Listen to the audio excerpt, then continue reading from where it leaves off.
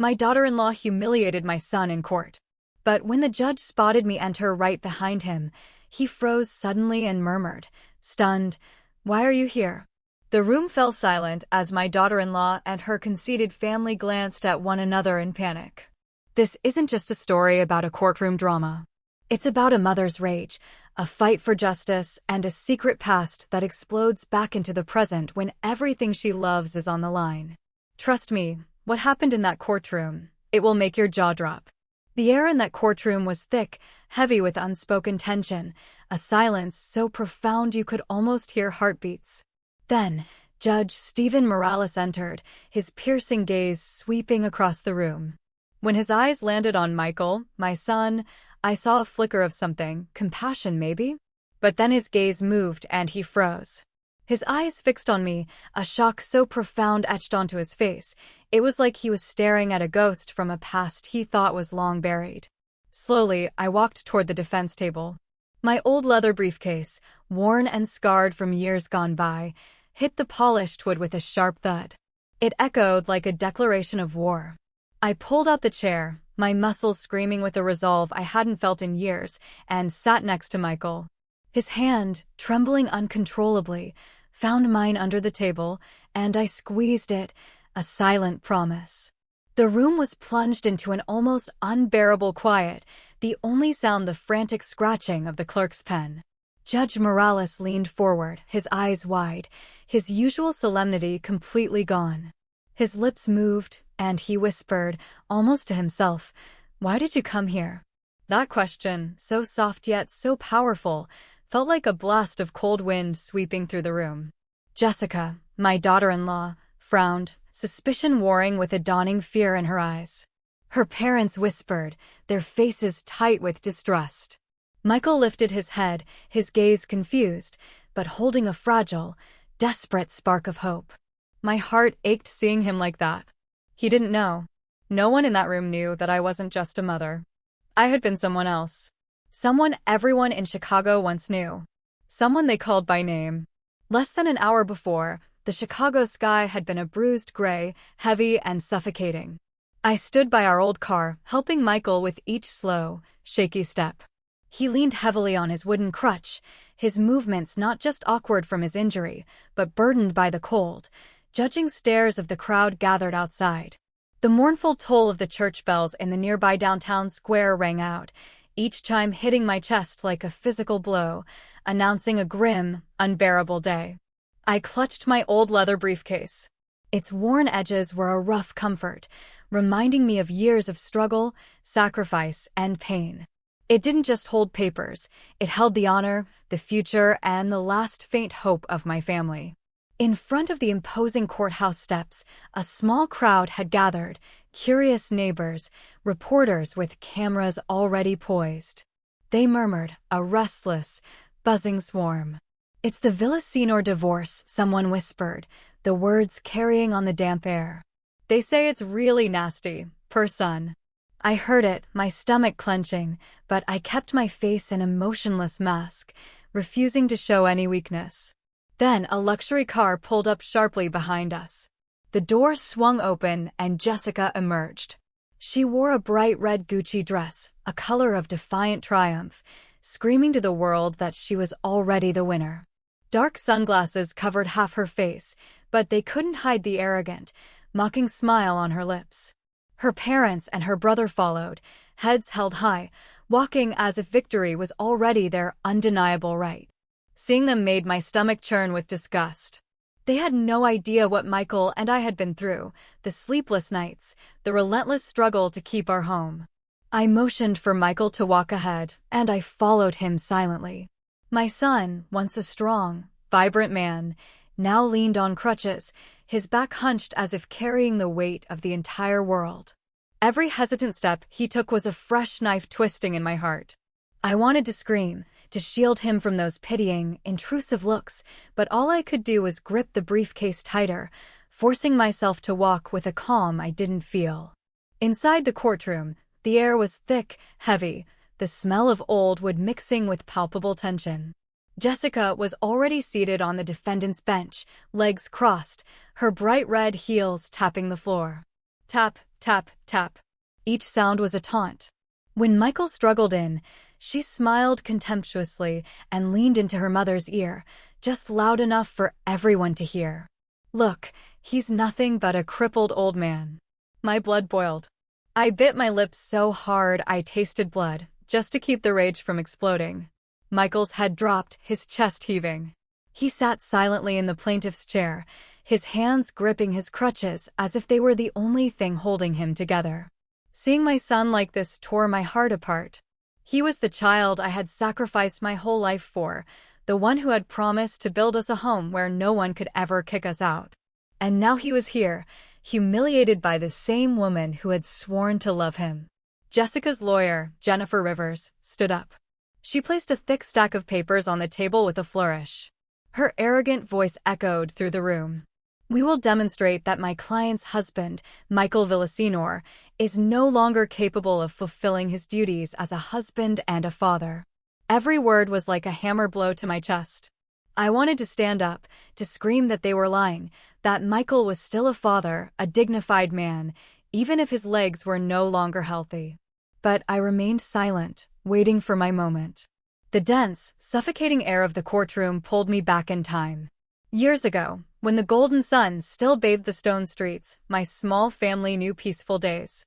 Our little house, though humble, was always filled with laughter. I remember those weekend afternoons when Michael was 7, running through the yard with an old ball in his hand, singing at the top of his lungs the pop songs I taught him. My husband, David, was still a family man then, sitting on the porch, smoking, watching his son play with a serene smile. But that peace, I later discovered, was nothing more than a fleeting dream. One night, the aroma of the pot roast I'd prepared still lingering in the kitchen, David put down his knife and fork, his gaze icy. "Linda," he said, his voice flat, monotone, as if reading an announcement, "I'm leaving. I have another life." I stood there, spoon in hand, stunned, as if I'd been physically slapped. He didn't look at me. He just got up, took the suitcase he already had packed, and walked out the door. A gleaming car waited for him outside. Inside, under the dim street light, I could barely make out a woman. A wealthy widow who I later learned had stolen the man of my life. Michael, who was 10 at the time, stood frozen in the doorway, his eyes wide open, watching his father's figure disappear into the night. The sound of the engine fading away left a silence that broke my soul. That night, after clearing the table as if nothing had happened, I went into Michael's room.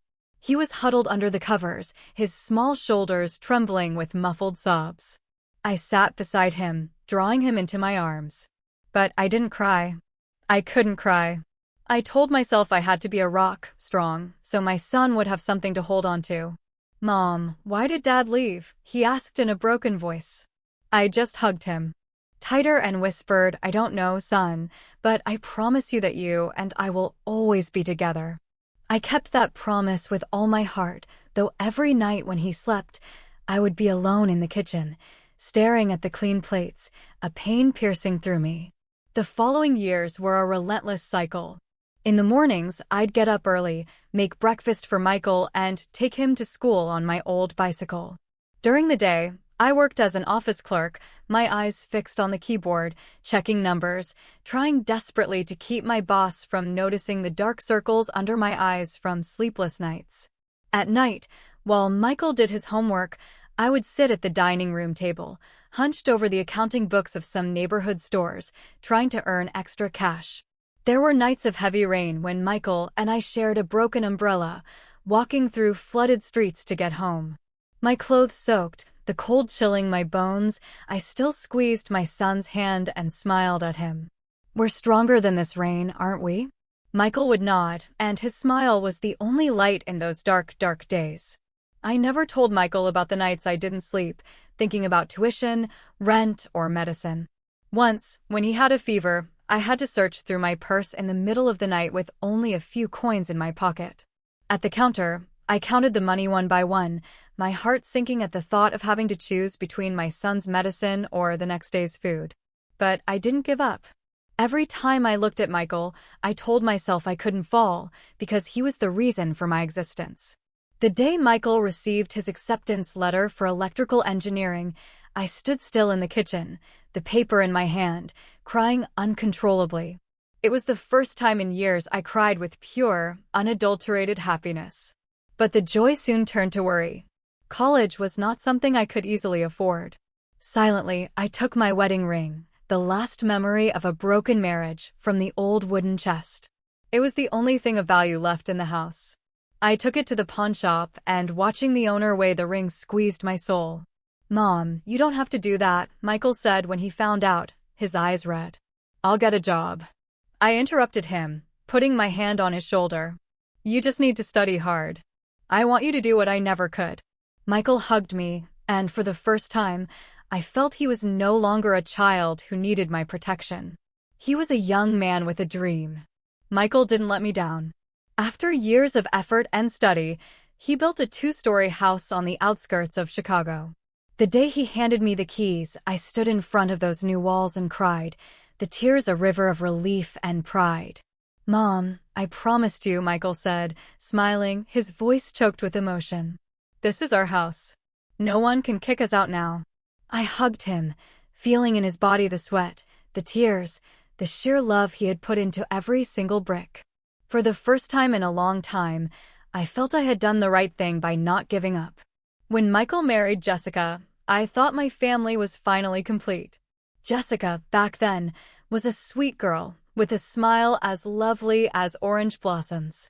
In the beginning, she used to come into the kitchen with me, cheerful, telling me her future plans with Michael. "Mom, I want to have lots of kids, so you'll have a big family of grandchildren," she told me once. And I believed her. I truly thought happiness had finally found us.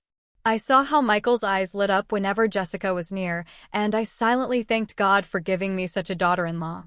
But then tragedy struck like a nightmare. An electric shock at the construction site. A fall from high scaffolding. I got the call at midnight, the foreman's trembling voice on the phone. "Mrs. Villasenor, you're Michael. He had an accident. Come to the hospital immediately." I ran out of the house, my heart racing, barefoot on the cold streets. When I arrived, the image of Michael, motionless, wrapped in white bandages, was seared into my memory. I stayed there by his side, watching the son who had been the pillar of our family reduced to a being as fragile as a child. "I'm here, Michael," I whispered, squeezing his hand. "Mom is here with you." The following months were a chain of endless, agonizing days. Michael recovered slowly, painfully, but his legs were never the same. The doctor said he would have to live with wooden crutches for the rest of his life. From a strong, always smiling and talkative man, Michael became a silent shadow. He spoke less, and his gaze was often filled with an unbearable sadness. Every time I saw him leaning on his crutches, taking hesitant, painful steps in the yard, I felt like someone was tearing my heart out. When Michael came back from the hospital, it felt like the whole world had changed. The 2-story house my son had built with so much pride, which used to be filled with laughter, was now as silent as a tomb. I rearranged the living room, turning it into a downstairs space so Michael could move around more easily. Every time I looked at the simple bed I prepared for him, my soul ached. That room had been planned by Michael and Jessica as the future playroom for their children. But now it was just a makeshift refuge for a man fighting his own broken body. The first few weeks, Jessica still pretended to be a devoted wife. She would bring him a bowl of hot soup, serve his medicine carefully, and even manage a smile when I thanked her. I wanted to believe she still loved Michael, that she was just trying to adapt to the new, devastating situation. But with each passing day, I realized it was all a facade. Jessica's patience ran out at a speed that astonished me, horrified me. One early morning, as the first light filtered through the window, I saw Michael sitting in his wheelchair, a rare sparkle in his eyes. "Mom, I want to go to the garden today," he said, his voice full of a fragile enthusiasm. "I want to breathe some fresh air. Can you call Jessica to help me?" I nodded, relieved to see my son finding a small reason for joy. I went to the kitchen where Jessica was making coffee, dressed as if she were getting ready to go out. "Jessica, Michael wants to go to the garden. Can you help your husband a little?" I asked, trying to keep my voice gentle. She turned around with a frown, her face etched with annoyance. "Mother-in-law, I have a mountain of things to do," she replied, in a cold, dismissive tone. "Can't he manage on his own for a bit?" Without waiting for my reaction, she slammed the coffee cup on the table and stormed out, leaving me standing there, motionless, stunned. I returned to the room and saw Michael still by the window, his gaze downcast, his hands gripping the edges of the wheelchair. "Mom, it doesn't matter anymore." "Forget it," he whispered, almost inaudibly. I wanted to run after Jessica, to scream in her face, but seeing Michael, I could only push his chair toward the garden, forcing a smile to hide the pain that was breaking me inside. Family meals, which used to be the warmest time of the day, had now become a difficult, silent trial. I tried so hard to cook the dishes Michael liked most, like chili or homemade soup, hoping to bring back a little joy. But Jessica would sit there, eat barely a bite, then put down her cutlery, muttering that she had no appetite. I still remembered how she used to praise my stuffed bell peppers, how she would laugh, saying she wanted to learn how to cook them for Michael. Now instead, she looked at her husband with obvious annoyance, as if sharing a table with him was a profound sacrifice. "Jessica, are you feeling unwell?" I once asked, trying desperately to keep a calm atmosphere. She just shrugged and muttered, "No, I'm just not hungry." But I knew deep down it wasn't the food that took away her appetite, but Michael and this whole family. Once, as I was passing through the kitchen to get some water, I heard Jessica's voice through the slightly open door. She was talking on the phone, her voice low but dripping with cold calculation. "Don't worry, as long as the house is split in two, we'll have enough capital to start over." I froze, my heart tight as if someone was physically squeezing it. The house. The house that Michael had built with his sweat and tears. The house whose key he handed me with the pride of a loving son. Now it was becoming prey in her plan. I wanted to push the door open and confront her immediately, to unleash the fury burning inside me, but I held back. I needed time. I needed proof. I needed to protect Michael from this cruel, devastating truth, at least for now. Jessica started to change on the outside, too. The simple dresses from before were replaced by expensive, tight, sparkling ones. Her lipstick was brighter, her perfume so strong that I had to open the windows every time she passed by. She went out frequently at night, with flimsy excuses like a reunion with old friends or going out to relax for a while. I would watch her leave, her heels clacking loudly against the floor, and my heart would sink. I remembered the days when she still held Michael's hand, smiling radiantly as they talked about their future. Now, every time she left, I felt she was not only leaving Michael behind, but also the promises that once made me trust her. The neighbors' rumors started to reach me. One afternoon, while buying vegetables at the market, Mrs. Davis, the usual vendor, pulled me by the arm and whispered, "Linda, I don't want to speak ill, but lately I've been seeing your daughter-in-law a lot with a strange man at the corner coffee shop. They're very affectionate, laughing and talking like a couple." I forced a smile and thanked her, but inside me, the suspicion had already hardened into a cold, hard certainty. I didn't want to believe it, but the pieces were slowly, brutally fitting together. Jessica was no longer the sweet girl I once considered a daughter. She had become a stranger with plans I didn't dare to face yet. The worst came one late night when pain was tormenting Michael. I heard him groan softly in his room and call out in a weak voice, "Jessica, can you help me massage my leg a bit? It hurts so much." I stood outside the door, my breath held, hoping for a gesture of tenderness from my daughter-in-law. But Jessica sharply pulled Michael's hand away. Her voice, sharp as a knife, cut through the quiet. "I'm not your nurse. If you need care, hire someone to look after you." I stood there, my hand clenched on the doorknob, feeling as if a dagger had been plunged directly into my chest. Michael fell silent. He didn't answer, but I knew those words had deeply, irreparably wounded him. The house that once overflowed with laughter now sank into a thick, suffocating silence. Every night I sat on the porch, listening to the crickets, my heart torn. I thought about the days when Michael was still healthy, when he would hug Jessica and say, "Mom, I found the person who will walk with me for the rest of my life." I had believed.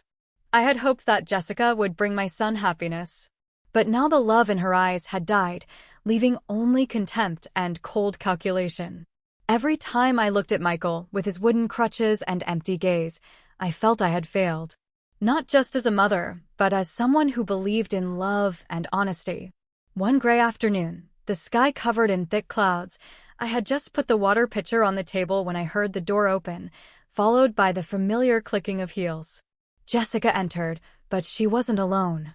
Beside her was Jennifer Rivers, whom I recognized immediately, an old acquaintance from my days in court, now back with a cold and distant look.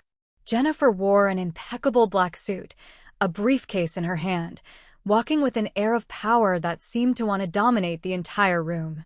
I looked at her, and my heart shuddered as I remembered the days we sat together in the law office, sharing dreams about justice.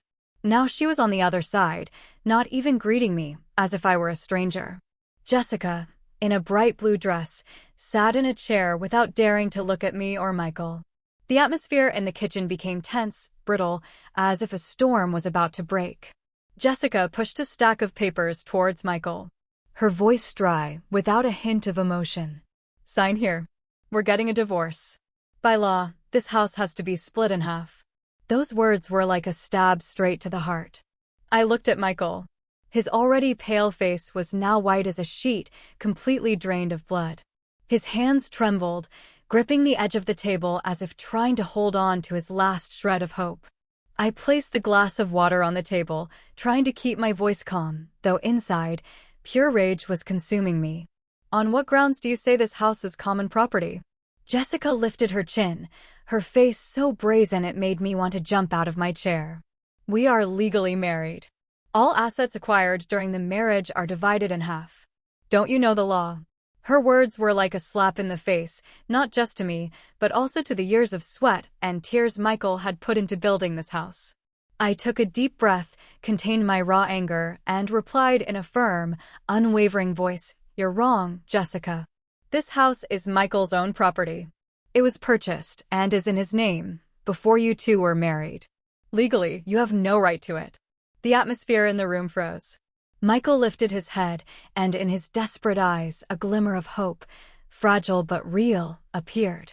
Jennifer, sitting next to Jessica, intervened with a voice as sharp as a knife. "Mrs. Villasenor, in marriage law in the United States, there are clauses that allow separate property to be considered marital property after several years of cohabitation. You should be careful what you say." I looked her straight in the eye. The one who used to sit with me in tense trials. The one who used to call me Linda with respect. Now she saw me as an enemy. I answered her word for word. "Jennifer, I know the law better than anyone here." The room fell into absolute silence. And then Michael looked at me surprised, with a spark of pride I hadn't seen in him since he left the hospital. But Jessica wouldn't stop. She jumped up, screaming in a shrill voice, "I don't care who you used to be. I just want to get rid of this burden. He's already an invalid, and I still have a future ahead of me." Those words fell on Michael like a hammer blow. He sat there, silent, his shoulders trembling, his voice broken. "Jessica, do you really think that?" She looked away, not answering, and her silence was crueler than any word. I felt as if my heart was being ripped out. Michael, my son, the pride of my life, was now being called a burden by the woman he loved. I wanted to run to Jessica, slap her, scream that she didn't deserve my son's love. But I just stood there, my hands gripping the edge of the chair, fighting not to break down. Jennifer stood up and led Jessica out of the house, leaving the divorce petition on the table like a scar that could never be erased. The door slammed shut, and Michael and I were left in a deathly silence. I started to clear the dishes, trying to do something so I wouldn't have to face the pain that was crushing my chest. But my hands were trembling so much that I ended up breaking a porcelain bowl. The sound of the shattering glass echoed, mournful, like my heart at that moment. Michael was still sitting motionless, his empty gaze fixed on the divorce papers. "Mom," he murmured in a weak voice. "What did I do for her to change like this?" I didn't answer right away. I just sat next to him and put my hand on his shoulder. "You did nothing wrong," I said, my voice choked with emotion. "She's the one who's wrong, not you." But deep down, I knew the truth was even more painful. Jessica didn't just want to leave Michael. She wanted to take everything we had built. This house, where Michael had poured his sweat and tears, had now become the target of her cold, ruthless plan. I thought of those days we walked through flooded streets, of the wedding ring I sold to support Michael's dream, of his promise to give me a home from which no one could ever kick us out. Now all of that was in danger, not because of a stranger, but because of the very person Michael had called his wife. That night, I sat alone on the porch, listening to the insects in the darkness. The cold wind blew, but I didn't feel cold. I knew the real storm was just beginning. In the days after the divorce papers were laid on the table, the air in the house became so heavy it felt like it was crushing my chest. Every corner of the house, from the wooden table where we used to laugh, to the hallway where Michael once walked steadily, was now just filled with icy silence. I looked at Michael, my son, eating his dinner, his hands slow as he brought small bites to his mouth. He said nothing, just lowered his head, his thin back casting a long shadow on the floor as he returned to his room with his crutches. I wanted to run after him, hug him, tell him everything would be okay. But I knew those words of comfort would now be like passing wind, unable to calm his profound pain. That night, I tossed and turned in bed, unable to sleep. The faint moonlight filtered through the window, drawing weak lines on the ceiling. I thought of Michael, of all the years we had spent together, of the promise I had made to myself to protect him from all harm. But now it was the person he loved most who was breaking his heart. I felt helpless, as if all my years of struggle had been for nothing. Finally, thirsty, I got up, put on a light jacket, and walked to the kitchen. As I passed the bedroom of Jessica and Sarah, my little granddaughter, I heard a murmur. Jessica's cold voice cut through the wooden door like a knife. "Sarah, listen carefully. Tomorrow in court, if the judge asks, you have to say that your daddy can't take care of you anymore. You have to say you don't want to live with a sick person. Understand?" Those words were like a dagger straight to my heart. I stood still, my hand gripping the glass, almost dropping it. Sarah's voice answered, weak and sobbing. But I don't want to lie, Mom. I love Daddy very much." Her voice trembled as if she was trying to hold on to the little love left in her innocent heart. Jessica replied harshly, with no patience. "If you don't obey me, you and I will lose everything. Do you want to live miserably with your poor grandmother and your invalid father?" I was there, my heart tight, feeling as if someone was crushing my chest. The glass in my hand trembled, water spilling out. Jessica, whom I once considered a daughter, was now forcing her own 8-year-old daughter to lie, to betray her own father. Rage consumed me, but along with it, an indescribable sorrow. Sarah, my granddaughter, whom I love like my own blood, was being pushed by her mother into a cruel, impossible choice. Silently, I stepped back. I returned to my room before they could discover me. Sitting on the bed, I covered my face with my hands, trying to hold back the tears that were streaming down. I thought of Michael, of how he used to carry Sarah on his shoulders, laughing as she pointed to the stars in the sky. "Grandma, I want to be an astronaut," Sarah had said, her eyes shining. Michael hugged her and whispered, "You're going to make it, honey. Your daddy believes in you." Now Jessica wanted to take that love away, to turn Sarah into a piece in her cold plan. I couldn't allow it. I couldn't let my granddaughter grow up with lessons of lies and cruelty. The next morning, as soon as the sun rose, I got up early, made breakfast as usual. Michael was still asleep, his face gaunt, his eyes sunken from so many sleepless nights. I watched him through the crack in the door, and the pain tore me apart. But I knew that day I had to act, not just for Michael, but for Sarah too. I called the girl to the backyard where the orange tree, loaded with fruit, scented the air. Sarah came out with red, swollen eyes, her blue dress stained as if she had been crying all night. I sat on the wooden bench and pulled her to sit next to me. "Honey," I said in a soft voice. "Last night I heard the conversation between you and your mom. You're very scared, aren't you?"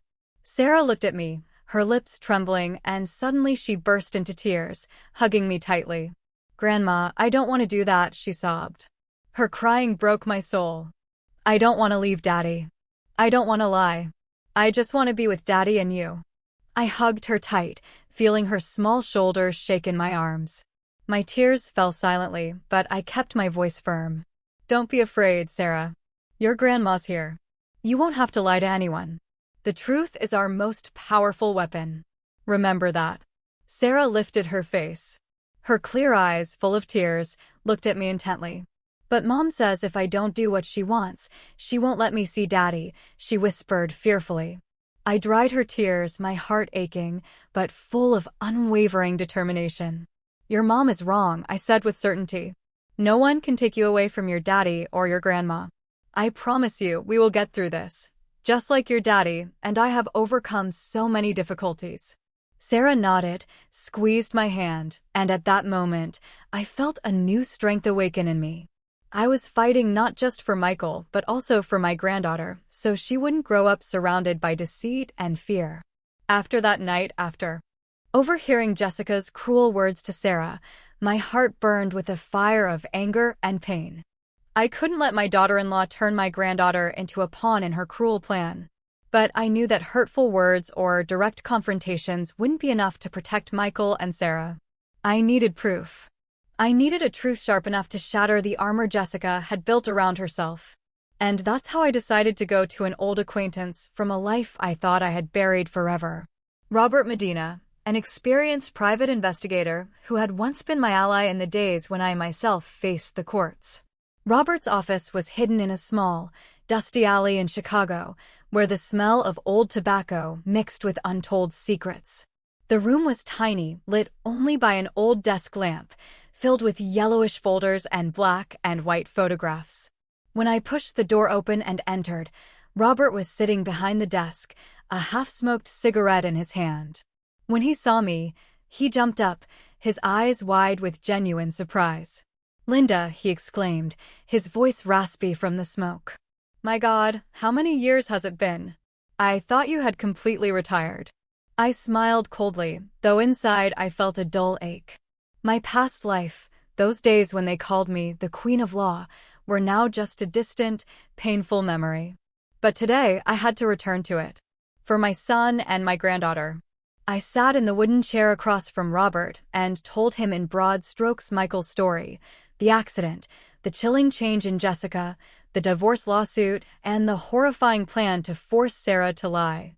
Robert listened in silence, nodding, his gaze sharp again, like an old wolf smelling its prey. "I understand," he said in a low, grave tone. "Leave it to me. But be prepared, Linda. Sometimes the truth hurts more than suspicion." I nodded firmly, clenching my hands. "I'm ready, Robert. I just need the truth, however painful it may be." A few days later, Robert met me in a small, lonely coffee shop on the outskirts. When I arrived, he was already sitting in a secluded corner with a cup of black coffee in front of him and a thin folder on the table. He pushed the folder towards me without saying a word. I opened it and felt my heart stop. The photos inside were clear. Jessica, in a striking red dress, on the arm of a burly, elegant man, coming out of a luxurious hotel on the Gold Coast. She was smiling radiantly, her eyes shining, a far cry from the cold, bitter face she showed to Michael. I took the photos with trembling hands, feeling as if ice was being poured down my chest. "His name is William Harris," Robert murmured, his voice gray. "A real estate mogul known for seducing women with properties, only to take their assets later. He has an army of lawyers and powerful contacts who cover everything up." I looked at a photo where Jessica was wearing a sparkling bracelet I had never seen before. "This isn't a fling," Robert continued. "He picks her up, pays all her bills, from luxury restaurants to expensive dresses. I suspect this is a calculated plan, Linda. She wants Michael's house, and William is behind it." My heart filled with a devastating pain and a burning rage. While Michael fought against every spasm of pain, trying to take hesitant steps with his damaged legs, Jessica, the wife he loved so much, was enjoying herself with another man, planning to take away the home my son had built with his whole life. I thought of the nights Michael stared out the window with empty eyes, and I wanted to scream against so much injustice. "How far has she gone with him?" I asked, my voice broken with suppressed fury. Robert sighed and shook his head. Very far, Linda. I found hotel receipts, plane tickets, and even bank transfers from William's account to hers. This isn't just a romance. It's a business. I paid Robert, asking him to keep watching. I need all the proof I can get, no matter how small, I told him in a firm voice. Robert nodded with a look full of understanding. You're still the same Linda I knew, he said. Tough as steel. But be careful, William is not an easy man to confront. I smiled coldly, but deep down I knew I had no other choice. This wasn't just a divorce. It was a battle to protect my family. That night, I hid the envelope with the photos in the locked drawer of my room. I didn't want Michael to see them. I didn't want him to face the brutal truth that his wife had betrayed him so brazenly. Michael had already suffered enough. The accident, Jessica's insults, the pitying looks from people. I couldn't let another stab wound break his heart. During dinner, Jessica appeared, dressed as ostentatiously as ever. She sat at the table and very naturally proposed, "Mom, I think we should sell this house and move to a more comfortable, luxury apartment. Living here is getting boring, don't you think?" I looked her straight in the eye with a cutting coldness. "This house is the result of Michael's hard work," I said in a calm but sharp voice. "It's not something you can sell on a whim." Jessica tensed, her lips moving as if she wanted to reply, but she just kept quiet and started serving food to Sarah. I looked at Sarah and saw her little eyes avoiding mine, and I felt a sharp pain in my chest. She knew too much, but she was too young to carry that weight. Seeing her, a new strength was born in me, not only to protect Michael, but also to shield Sarah's innocence from the scars her mother was trying to leave on her. The morning of the first hearing, it was drizzling. The drops fell crookedly, like my own unspoken tears. I helped Michael out of the old car, each of his steps heavy, not just because of the wooden crutch, but also because of the invisible burden on his shoulders. His face was gaunt, his eyes sunken from sleepless nights, but he still gave me a weak smile so I wouldn't worry. "Mom, I'm okay," he said, though his voice trembled, and I knew he was trying desperately to hide the pain. I squeezed his hand tightly, trying to pass on some of my strength, though inside my heart ached, thinking about what was to come. On the other side of the courthouse, a luxury car screeched to a halt. Jessica got out, proudly dressed in a sparkling emerald green dress, a triumphant smile on her lips, as if victory was already assured. Her parents and her brother followed, laughing and talking loudly, as if they were going to a party instead of a trial. Seeing it, my stomach churned. They didn't understand the years of Michael's sacrifice to build this home. They didn't see the sleepless nights I spent protecting my family. To them, it was all a game, and Michael, the easy prey. Inside the courtroom, the air was thick with the smell of old wood and tension. Michael sat on the plaintiff's bench, gripping his crutch tightly, his gaze fixed on the floor, as if wanting to escape all the stares. I stood behind him silently, waiting for my moment. Jessica took the defendant's bench, crossing her legs, her heels tapping the floor. Each tap a mockery. She looked at Michael coldly, without a hint of emotion, as if he were no longer her husband. Jennifer Rivers, Jessica's lawyer, stood up.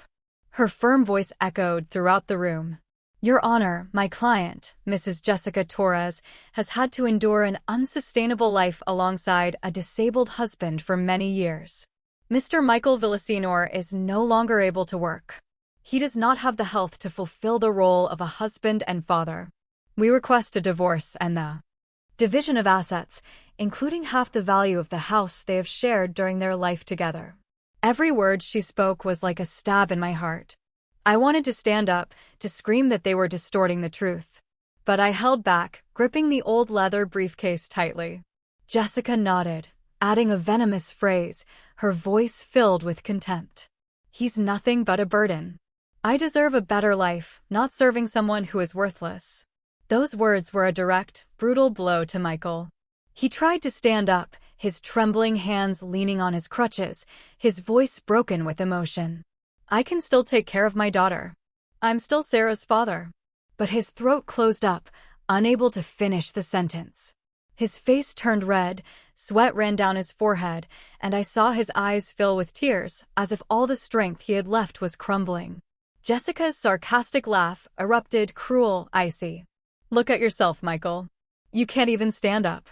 Who do you think you're going to take care of? The entire room murmured, pity and glances fixed on my son. I felt my heart tearing apart.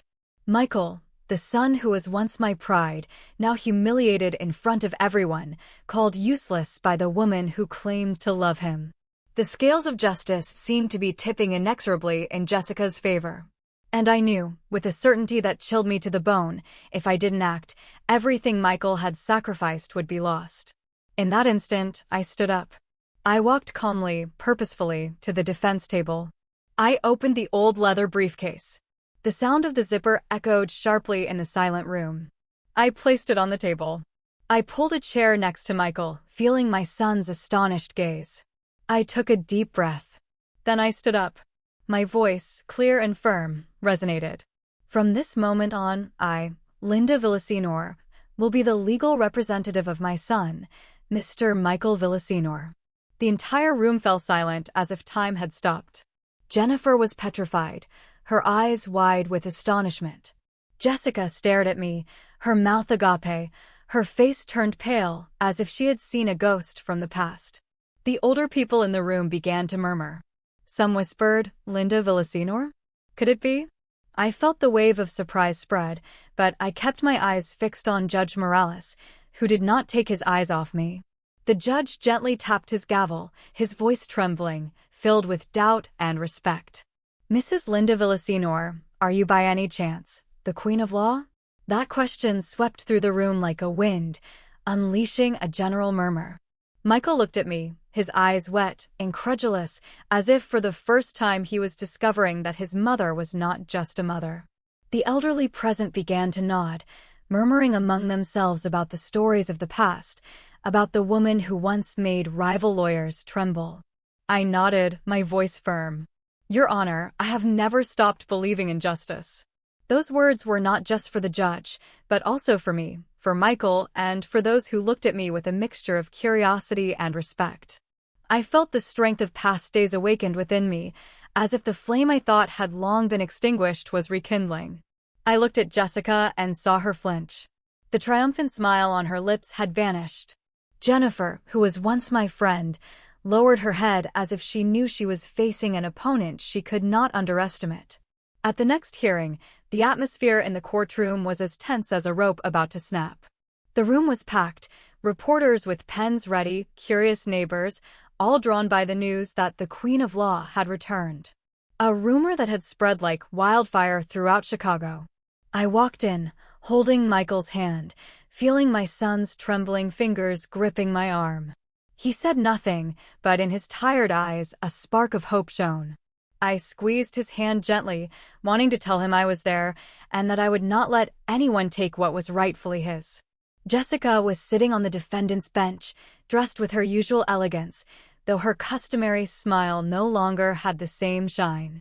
Beside her, Jennifer Rivers, her lawyer, looked tense, clutching a stack of documents as if they were her last resort. Jessica's family, her parents and her brother, occupied the bench behind, but their laughter and loud comments from the previous day had disappeared, replaced by nervous, conspiratorial glances. I knew they too felt the tide was turning, though they didn't yet understand what was coming. Judge Morales entered with his usual solemn bearing. He gestured for me to begin. I stood up, opened my old leather briefcase, and took out a packet of carefully arranged documents. Your Honor, I said in a clear, firm voice, I present as the first piece of evidence the property documents for the house located on the outskirts of Chicago. All records clearly indicate that this house was purchased by and is in the name of my son, Michael Villaseñor, 2 years before his marriage to Mrs. Jessica Torres. I placed the papers on the table one by one, like laying bricks to build a solid wall of truth. The court clerk took the documents. He reviewed them in detail and nodded, confirming their authenticity. Judge Morales looked at them. He nodded too, and a slight gesture of approval escaped his sharp gaze. The room erupted in murmurs, the rumors spreading like a wave. The faces of Jessica's parents turned pale.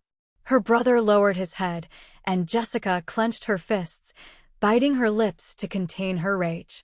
Jennifer immediately stood up. Her voice still tried to sound haughty, though it was already trembling. Your Honor, although the house may be considered separate property, during the years of cohabitation, it became the family residence. According to the marriage laws of the state, this fact can be taken into account for the division of property. I interrupted her with a harsh voice, giving her no room to continue. Mrs. Rivers, the law is very clear. Common residence does not change the right of ownership over a property acquired before the marriage. This house is the untouchable asset of my son. The atmosphere in the room grew even tenser. Under the table, Michael squeezed my hand tightly, and I felt the warmth of his tremor. I looked at him, and in his eyes, that spark of hope shone again, as if for the first time in a long time, he believed we could win. But I knew the property papers were just the first step. I didn't give them time to react, and I launched the second piece of evidence, a small USB drive containing something capable of shaking the entire trial. Your Honor, I said in a calm but cutting voice, I want to present a recording made the night before the first hearing. I handed the USB to the clerk, and when the recording began to play, the entire room fell silent. Jessica's voice was heard, loud, harsh, and cruel. Sarah, listen carefully. Tomorrow in court, if the judge asks, you have to say that your daddy can't take care of you anymore. You have to say you don't want to live with a sick person. Understand? Then Sarah's sobs were heard. But I don't want to lie, Mom. I love Daddy very much. Then Jessica's voice hardened, without mercy. If you don't do as I say, we'll lose everything. Do you want to live miserably with your poor grandmother and your invalid father? The room was frozen. All eyes, between astonishment and indignation, were fixed on Jessica. She jumped up, her eyes wide, screaming, "That's false. She made it all up to defame me." But her voice trembled. And I saw Jennifer put a hand on her shoulder, asking her to be quiet. Judge Morales raised his hand and ordered, "Order in the court. I want to hear from the direct witness. Call the child Sarah Villasenor to the stand." Sarah entered with hesitant steps, her eyes swollen from crying, but clean and clear. Seeing her, my heart broke all over again. She was only 8 years old, and she already had to stand between truth and lies. Jessica leaned forward, her voice sweet, but laden with pressure. "Sarah, tell everyone you want to be with me, right?" The entire room held its breath, waiting for her answer. Sarah lifted her tear-filled face. She looked directly at Judge Morales, and with a clear and determined voice, though trembling with emotion, she said, "I love my daddy. I'm not going to lie. I want to be with my daddy and my grandma." The room exploded. There were murmurs and, among them, some discreet applause from strangers. Michael burst into tears, hiding his face in his hands, his shoulders shaking. I looked at him, and I saw that his tears were not of pain, but of the fragile happiness of knowing his daughter still loved him. Jessica turned pale and screamed in desperation, "The child is being manipulated. That woman brainwashed her." Her shrill voice found no ears. I approached, hugged Sarah's fragile shoulders, and held her against my chest. I looked Jessica straight in the eye and said coldly, "The truth cannot be manipulated, Jessica." And the child chose the truth. Sarah snuggled into me, clinging to my clothes with her small hands, as if I were her only refuge. Judge Morales banged the gavel again and again to calm the room, but I knew the course of the trial had already completely changed. Jennifer bowed her head, unable to refute anything. Jessica's family remained motionless, their eyes filled with shame. I looked around and saw compassionate faces, heads bowing in a sign of respect. Suddenly, Jessica stood up again, her eyes crazed, and her shrill voice cutting through the silence. "Don't believe her. She's nothing but a failed lawyer. She lost a major case so humiliatingly that she had to abandon her profession. Who can trust someone like that?" Her words exploded like a bomb. The entire room stirred, the murmurs growing like a wave. Some reporters were writing hastily, their pens scratching the paper. I looked at Michael, who lowered his head, gripping his crutches tightly, as if fearing my past would ruin everything we had achieved. Sarah, beside me, squeezed my hand tightly. Her clear eyes reflected pure worry. I took a deep breath, feeling my chest burn. Jessica's words were not just a blow to my honor, but also a desperate attempt to shake the confidence of Michael and Sarah. But I was not afraid. I had faced more venomous insults than that, and I learned to turn pain into strength. I stood up, walked to the defense table, and fixed my gaze on Judge Morales. My voice sounded strangely calm, but each word was as sharp as a razor. Yes, I left the law, but not because I was weak. Many years ago, I lost an important case, and it wasn't due to a lack of skill or evidence, but because my ex-husband and his wealthy lover bribed the judge. Every document, every argument of mine was flawless, but the final verdict was a blatant distortion of justice.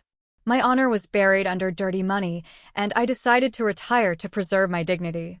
The room fell into absolute silence. All eyes were on me, no longer with curiosity or pity, but with deep empathy. Michael lifted his head, his eyes filled with tears, looking at me as if for the first time he understood the whole truth of what I had been through. I felt Sarah squeeze my hand tighter, and I knew my words were not only defending my honor, but also showing my son and granddaughter that I had never bowed to injustice. I continued speaking, my voice firm, without trembling. That judge, years later, was investigated and sentenced to prison on multiple charges of bribery. And I, from that day on, swore that I would never again allow justice to be tarnished. Today I am here not for fame, but for my son, for my granddaughter, and for the truth our family deserves. I paused, observing the room, and saw the slow nods of the elders who had heard of me, of the Queen of Law from another time. Just then, Judge Morales leaned forward, gently tapped his gavel, and his eyes shone with a respect that was impossible to hide. "I can attest to Mrs. Villasenor's words," he said in a grave and firm voice. "Many years ago, when I was just a young lawyer, it was Linda who defended me in a similar case. She has been the person who has valued the truth and the law more than anyone I have ever known." His words swept through the room like a wind, awakening murmurs of admiration. The reporters wrote hurriedly, and some whispered, "The Queen of Law has truly returned." I looked at Jessica. She was staggering, as if about to fall apart. Her pale face, her tight lips, no longer held the pride of before. Jennifer, her lawyer, just lowered her head and aimlessly flipped through documents as if accepting defeat. Jessica's family remained motionless, their eyes filled with shame, unable to look me in the face. I turned to Michael and saw him watching me with tears running silently down his cheeks. "Mom," he murmured with a broken voice. I put my hand on his shoulder, squeezing gently, as if to tell him I wouldn't let him fall apart. Judge Morales stood up. His voice resonated with clarity. "The court will take a recess. The final verdict will be given at the next hearing." The sharp bang of the gavel sounded loud, like a final period to the truth that had just come to light. When we left the courtroom, the crowd parted to let us pass. Some strangers approached, murmuring, "She is so strong. Justice has finally spoken." An old woman took my hand, her eyes filled with tears. "Thank you, Linda. You have restored our faith that the truth still has value." On the day of the verdict, the courtroom was packed. There was no longer even standing room. Reporters, neighbors, and even strangers from all over Chicago had come, as if the entire city was holding its breath, waiting for the outcome of a story that had shaken every corner. I walked in, holding Michael's hand. I felt his trembling fingers clutching my arm. Sarah was by our side. Her clear eyes reflected worry, and her small hands squeezed mine tightly, as if she were afraid of getting lost. I smiled at her, trying to calm her, although inside my heart was pounding violently, as if I were at a crossroads of destiny. Jessica sat on the defendant's bench, her face pale, without her former pride. Her elegant dress now seemed out of place, like a shell that could no longer hide her defeat. Jennifer, her lawyer, was beside her, her gaze lowered, and her hands clenched as if trying to hold on to the last shreds of dignity. Jessica's family, her parents, and brother were also present, but they no longer laughed or talked as before. Their nervous, fleeting glances revealed that they knew the storm had arrived, and they had nowhere to hide. Judge Morales entered, imposing, filling the room with solemnity. He sat in the main chair, his sharp eyes scanning every person. The silence was total. Only the rustling of papers and the held breath of the audience could be heard. He cleared his throat, and his grave voice sounded like a hammer blow of fate. After reviewing all the evidence and testimony, the court delivers the following verdict. The divorce between Mrs. Jessica Torres and Mr. Michael Villasenor is granted. The full ownership of the house on the outskirts of Chicago remains with Michael Villasenor, as it is a property acquired before the marriage. The custody of the minor, Sarah Villasenor, is awarded to her father, Michael Villasenor, and her grandmother, Mrs. Linda Villasenor. Mrs. Jessica Torres will receive no financial benefits and may only visit her daughter under judicial supervision. The room erupted. Whispers and restrained applause came from all sides. Michael broke down in tears, collapsing on my shoulder, his thin body trembling as if a heavy weight had finally been lifted. Sarah ran into our arms, hugging us tightly, her tears soaking my clothes. "Grandma, Dad, I'm staying with you," she sobbed, her voice broken but mixed with relief and pure joy. I hugged them with all my might, feeling the warmth of the two people I loved most. Tears streamed down my face, but they were not of pain.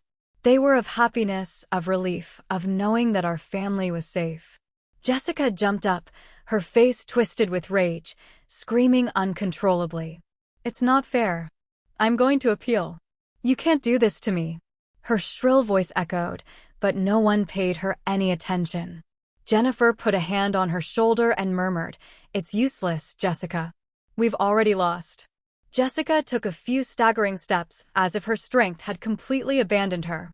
Her family stood up silently, heads bowed, and left the room without daring to face the contemptuous looks surrounding them. I watched them go, without feeling a gram of satisfaction. I only felt sadness. Sadness for Jessica, who was once my daughter-in-law, part of our family, but who chose the path of betrayal and ambition. A few days later, I heard the neighbors say that William, the real estate mogul behind Jessica, had cut all communication with her as soon as he learned she had lost the case. He no longer picked her up or paid her luxurious bills. Jessica had to live alone in a rented, run-down apartment on the outskirts, pointed at and rejected by everyone. One morning, Mrs. Davis, the market vendor, whispered to me, "Linda, I saw her packing her things. No one knows where she went," as if she wanted to run away from it all. I nodded, saying nothing. But deep down, I only wished that Jessica would find a new path, although I knew she would have to live with what she had caused. Meanwhile, we, Michael, Sarah, and I, began a new life under the roof we loved so much. I devoted my time to taking Michael to his rehabilitation therapies, watching him slowly regain his self-confidence. At first, he was still shy, but every time Sarah ran to him, hugged him, and shouted, "Daddy, you're my superhero," I would see Michael's eyes light up, as if a spark of hope was rekindled. I helped Sarah with her homework. We drew colorful pictures together, and every night the kitchen was filled with the aroma of the dishes I prepared. Family meals, which had once been overshadowed by Jessica, were now filled with laughter. Sarah told stories from school. Michael teased her playfully, and I would just sit there, watching the two beings I loved most, with a warm heart, as if a storm had never passed. One sunny afternoon, I saw Sarah secretly take my old high heels from the closet, put them on, and walk unsteadily, posing like a lawyer. "Grandma, when I grow up, I'm going to be as good as you," she shouted and then burst into laughter. Michael, sitting on the porch chair, watched her with eyes full of happiness and rebirth.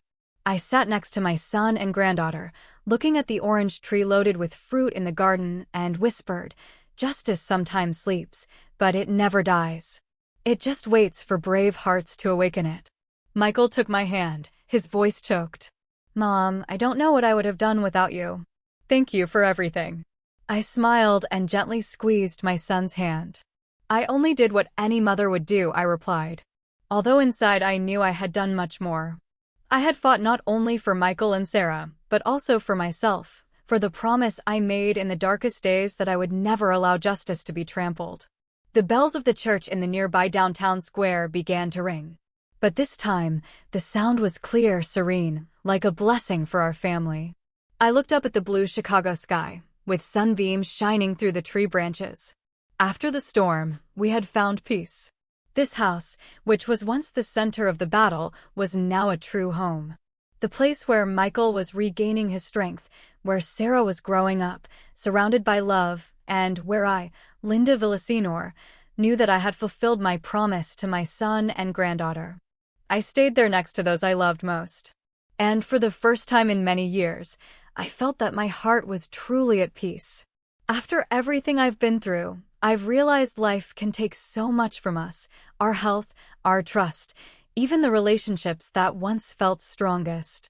But there's something absolutely no one can take: truth and love.